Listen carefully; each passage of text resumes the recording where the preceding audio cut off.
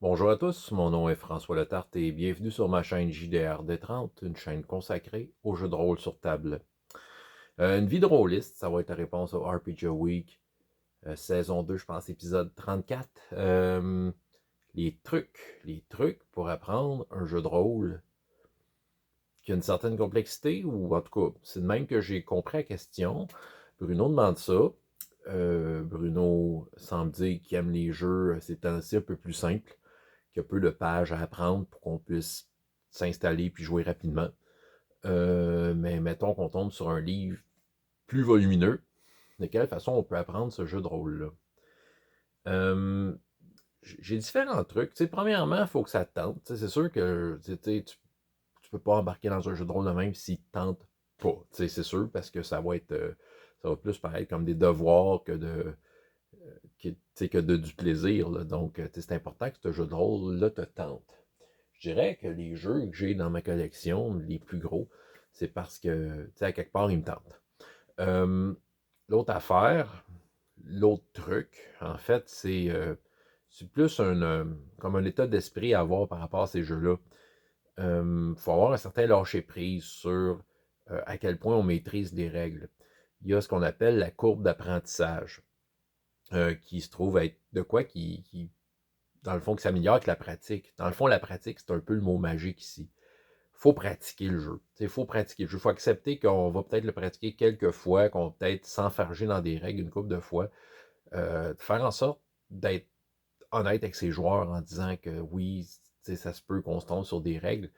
Puis, c'est ça. Puis c'est le fun de la pratique si d'autres joueurs prennent le temps de lire le livre et pendant la partie posent des questions. Mais même s'ils n'ont pas lu le livre, s'ils posent des questions, remettent en question certaines affaires, ça peut soulever des points intéressants font en sorte que tu replonges dans tes livres entre les games. C'est un truc pour te remettre à jour. Donc, la courbe d'apprentissage se fait comme ça et c'est comme ça qu'on maîtrise le jeu. Si je prends un exemple qui est vraiment sur le feu pour moi, ben c'est encore une fois le jeu dont je parle le plus ces temps-ci, c'est True 20.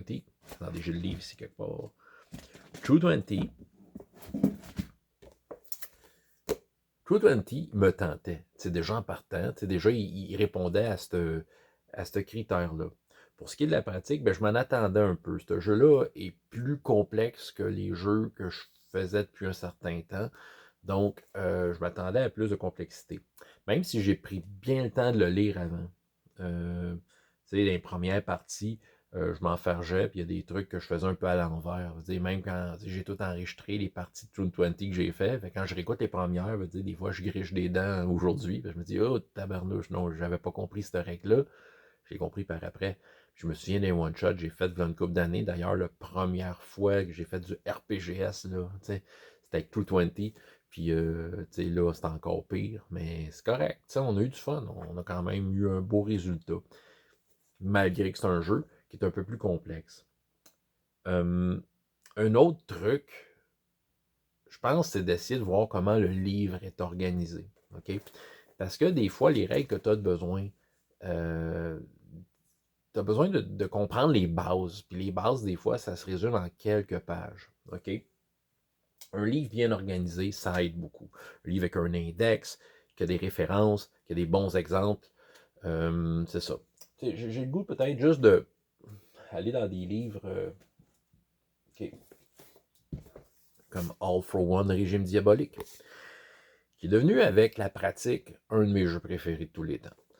Premièrement, ce qui fait que j'ai embarqué dans All for One, c'est l'univers de jeu, les mousquetaires, le KPP, c'est vraiment le genre qui m'inspire le plus. J'ai vraiment le goût de jouer à ça. C'est vraiment puissant comme jeu. Euh, c'est un jeu qui, à la base, paraît simpliste. J'avoue que c'est un jeu qui est facile à apprendre au départ, mais pour en tirer la pleine saveur, tu as besoin de pratique. Donc, la pratique est là. C'est ça, il faut accepter de pratiquer le jeu assez pour le maîtriser. OK? Les premières parties que j'ai été meneur de jeu là-dedans, j'étais un peu confus. Je m'en sortais pareil, là. Mais tu sais, je me rappelle la dernière partie que j'ai menée, je rockais les règles, tu sais, parce que je les avais lues, je les avais pratiquées, je les avais revues. Tu sais, c'était après quelques parties que je sentais que, oh boy, j'ai vraiment la main mise sur ce système-là. ça vaut la peine de faire cet exercice-là. Tu sais, je sais que c'est tentant des fois de prendre. On ne veut pas se lancer dans des jeux trop compliqués parce pense qu'on n'a pas le temps, on veut jouer tout de suite, ça, on s'accroche à des systèmes plus simples. Mais des fois, ça vaut la peine d'aller dans juste un peu plus crunchy, là, tu sais. Moi, je trouve que ça vaut la peine comme expérience, qu'est-ce que je fais avec les joueurs que j'ai présentement, parce que ça me permet vraiment. C'est des jeux qui offrent beaucoup d'options, que tu peux vraiment aller dans la direction que tu veux, puis qui t'offrent l'outil pour le faire. Mais oui, c'est exigeant un peu. Mais ça, All for One, ça a été de la lecture, de la relecture, de la remise en question, de la discussion avec les joueurs, des questions posées à d'autres joueurs qui connaissaient plus le jeu. Ah oui, je vous en avais parlé l'année passée de ce jeu-là, j'avais chialé, là. Newton Chronicles, super bon jeu, soit dit en passant.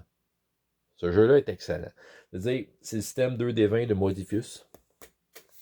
Puis, je veux dire, en le jouant, je me suis bien aperçu que ce jeu-là était bien fait. C'est assez crunchy, surtout à la création de personnages. Mais je peux vous dire, ce livre-là est mal organisé. Fait que le truc que j'aurais, si j'aurais à me plonger là-dedans, faudrait vraiment que je prenne le temps de voir comment le livre est construit. Parce que juste le lire comme ça, j'arrivais pas à bien saisir le jeu comment ce qui était. Il y a aussi une affaire, un gros livre de même, c'est pas juste des règles. C'est un univers de jeu qui vient avec Newton Chronicles. C'est pas un jeu générique, je veux dire, c'est un univers complet. Qui est très riche. Fait que, tu sais, faut que tu le lises un peu. Je vais y revenir là-dessus sur les univers de jeu, mais c'est un exemple de livre mal organisé, mais c'est ça. Fait que le truc est plus difficile à appliquer, mais c'est ça. Tu prends le temps de voir comment le livre est fait. Quel autre truc? Quel autre exemple, en fait, que je peux sortir? Moonblade, que j'ai joué seulement une fois. D'ailleurs, Bruno, tu étais là dans le game. Moonblade avec Christophe. J'avais demandé, c'est parce que je me disais, je suis peut-être un des seuls au Québec à avoir ça, Moonblade, mais quand Christophe dit qu'il l'avait, puis qu'on s'en était parlé, puis il a dit, on va jouer à Draconis, puis je pense qu'il s'était parti une game chez eux, après il m'avait invité, bon, ça ne donnait pas. Mais ça, ce jeu-là, j'ai pris le temps de le lire. Je me suis dit, je vais prendre le temps de le lire, parce que je voyais bien que c'était crunchy comme jeu. Puis je me suis dit, je veux pas nécessairement laisser Christophe tout seul à gérer les règles. Fait que, tu sais, je voulais être un peu préparé. J'avoue que, c'était pas comme du beurre dans la poêle, en effet. Mais bon, je devenais le truc du maître de jeu d'une certaine façon. Je l'épaulais dans l'apprentissage de son jeu, de façon à ce qu'il puisse peut-être juste faciliter les affaires. Je me souviens que dans la game, des fois, je l'aidais en lui rappelant des modificateurs ou des moves, dire hey oui, j'ai lu ça dans le livre, c'est à telle place. Fait que ça, c'est un truc, d'avoir un joueur qui le sait comme toi, ben, ça aide. Ça aide à l'apprendre. Sincèrement, le jeu le plus crunchy que j'ai de ma vie, j'en ai parlé quelques fois, que j'ai appris, puis que j'ai pris le temps de maîtriser, c'était ça. Donjons et Dragons, 3e édition. La courbe d'apprentissage a comme monté assez vite. Parce qu'il y avait tous ces éléments-là un peu que je disais. Le jeu me tentait vraiment gros. T'sais, quand c'est sorti, j'étais comme wow, ça c'est du donjon comme je m'attendais, comme je le désirais à l'époque. Fait que là, j'ai pris le temps de bien lire le livre, mais ça, c'était pas suffisant.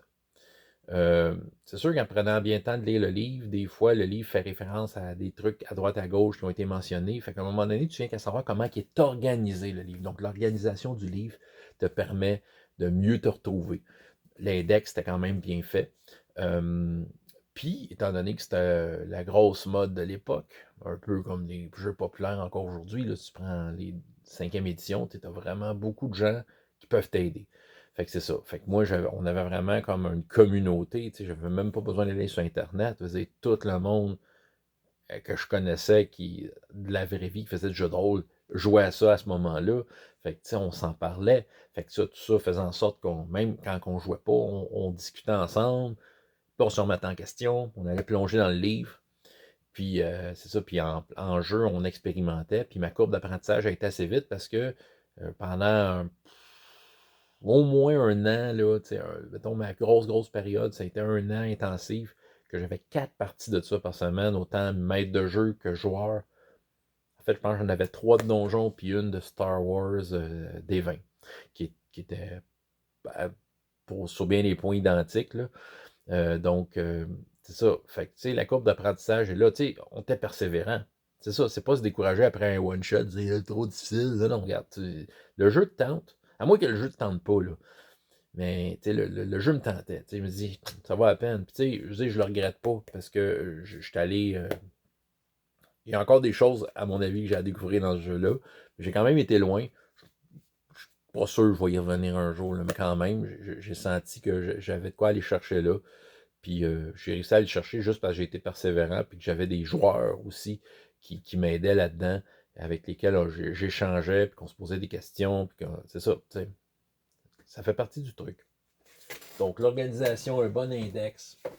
Aussi, les jeux, bien souvent, si l'éditeur est gentil, t'offre un kit d'initiation.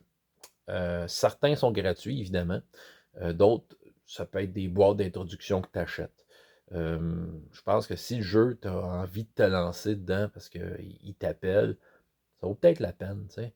Puis bon, même si tu es un maître de jeu qui est très, très bac à sable dans la vie, ça vaut peut-être la peine de faire les aventures, parce que souvent les kits d'introduction, ça implique une aventure dans laquelle ils vont te dire quand lancer le dé de ça, puis de ci, de ça, puis en même temps, ils introduisent des éléments de l'univers pour te familiariser avec ce qui se passe là-dedans. Fait que, tu sais, ça vaut la peine de faire l'aventure telle qu'elle est écrite, c'est un truc, parce que c'est ça, il t'explique comment jouer au pire.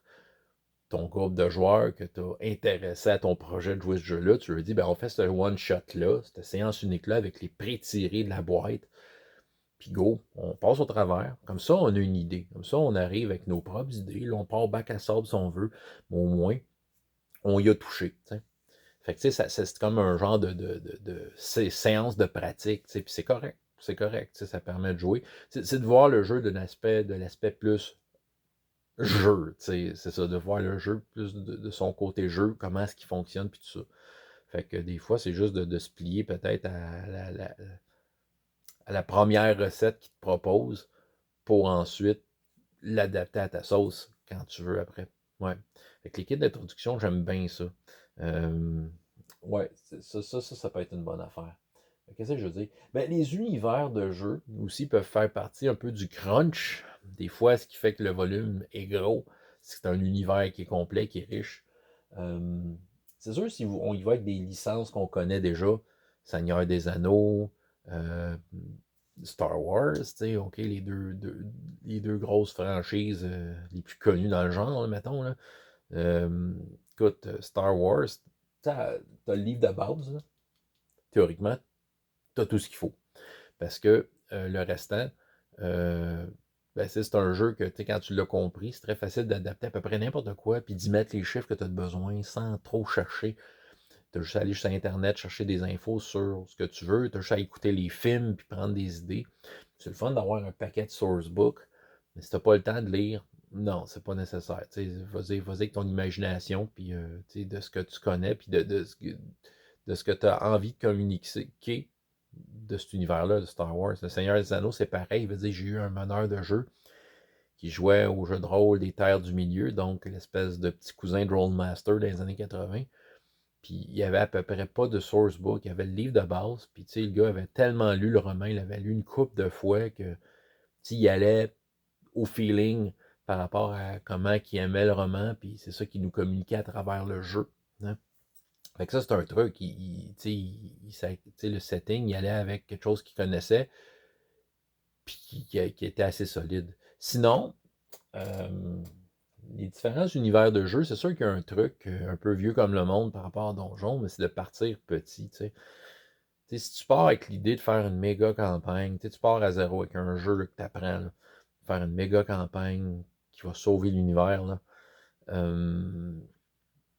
des fois, ça mérite de connaître un peu tout ce qu'il y a à travers tout cet univers-là. Peut-être pas tout par cœur, mais avoir une bonne idée. Sauf que des fois, ça peut être un peu difficile. Juste de comprendre l'interaction qu'il y a entre tel peuple versus tel peuple. Il y a des affaires que des fois que c'est intéressant de savoir si on veut aller dans cette envergure-là, dans cette échelle-là. Partir petit, je pense, est un truc. Si on veut apprendre nous-mêmes à connaître l'univers de jeu, ben, tu prends le royaume qui t'intéresse le plus, puis tu l'exploites. Puis éventuellement, si les personnages veulent s'en aller de là, voyager un peu, ben tu apprends petit peu par petit peu le prochain royaume qui s'en vient. Fait que ça, c'est un truc pour plus l'univers, c'est de prendre les bouchées que tu es capable.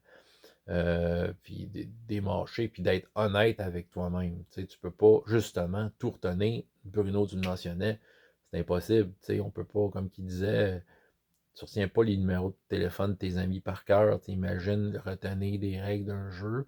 Mais c'est ça. Mais tout ça, c'est de la pratique. Puis ça en vaut la peine. Tu sais, il y en a qui. C'est ça tu sais, c'est sûr qu'il y a une panoplie de jeux simples, quand même relativement efficaces, qui existent aujourd'hui, tu sais, puis qui ont été justement pensés pour des cas comme ça, où des gens veulent faire du jeu de rôle, mais sans avoir à se taper des gros livres de règles, tu sais. C'est correct que ça existe. Sauf que c'est les jeux-là, plus complexes, des fois, ça vaut la peine de les explorer, de comprendre comment est-ce qu'ils sont faits. Tu sais, les règles, c'est le contrat entre les joueurs et le meneur de jeu. Tu sais, c'est comme une espèce de contrat sur de quelle façon les trucs vont être résolus dans des situations incertaines. Puis d'avoir un jeu, des fois, plus complexe, qu'on a pris le temps d'apprendre, donne beaucoup d'options, beaucoup de ficelles, puis amène à créer des build-up intéressants en utilisant plein de chemins et non une mécanique. Parce que plus qu'on va simple, plus qu'on va dans une mécanique qui est comme un peu répétitive. Tandis que là, quand tu as des jeux plus complexes, oui, la base peut être répétitive, mais il y a toutes sortes de chemins qui t'amènent à vouloir réussir une action. C'est ça qui rend ces jeux-là intéressants, mais ils demandent de la pratique, ils demandent d'être maîtrisés. C'est comme la maîtrise du jeu. C'est ça. Fait que les jeux, moi, dans ma vie, que j'ai pris le temps, à travers ces trucs-là, de maîtriser le système des 6, que je connais par cœur, ben, je l'ai tellement pratiqué. All for One, Régime Diabolique, comme je disais à un certain moment donné, je l'avais au bout de mes doigts, puis True 20, je m'en viens là-dessus, Donjons et Dragons 3e édition. Il y a certains de ces jeux-là que vraiment, je manipule, que je maîtrise. Hero Kids, étrangement, mais ça, Hero Kids, c'est sûr, c'est pas un jeu qui est bien difficile à apprendre. On dirait qu'avec la pratique, je suis capable d'aller au-delà de ce qu'il y a simplement dans le livre pour faire en sorte que ça s'amène de façon intéressante dans l'histoire. Ouais. Défi fantastique, qui a plein de couches de subtilité qui prennent juste. Il faut juste prendre le temps de le faire. Donc, puis les trucs sont toujours les mêmes. Les trucs sont toujours les mêmes. C'est de la pratique, c'est de savoir comment le livre est organisé, c'est d'avoir des joueurs avec qui discuter de la chose pour comme te remettre en question, venir dans le livre, c'est ça, puis ça vient tout avec la pratique. Puis pour ce qui est de l'univers, mais prends les bouchées que tu es capable, tout autant qu'avec les règles. Puis c'est ça. Puis voilà. Je pense que ça se promenait à droite et à gauche un peu ma vidéoliste, qui était plus longue que je pensais, mais bon, ça me tentait de fouiller dans mes livres avec vous. Mais c'est ça. Fait que je vais vous laisser là-dessus. Fait que questions, commentaires et la vidéo originale de Bruno est dans la description plus bas. François Letard, JDR D30, et jusqu'à la prochaine fois. Ayez autant de plaisir dans la vie que dans les jeux. Au revoir.